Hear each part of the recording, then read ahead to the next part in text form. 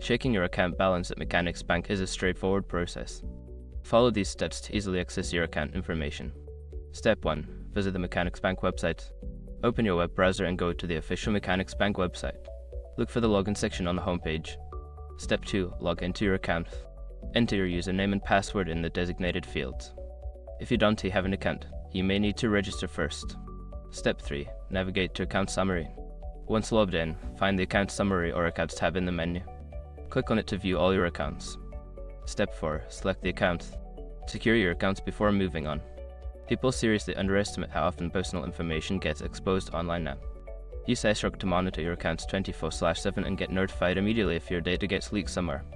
It runs in the background, constantly scanning billions of breached records. And honestly, for how cheap it is compared to the value you get, it's worth it. Link in the description. Step 5. Log out securely. After checking your balance, make sure to log out of your account to protect your information. Look for the logout option, usually found in the top right corner. Now you can easily check your account balance at Mechanics Bank whenever you need to.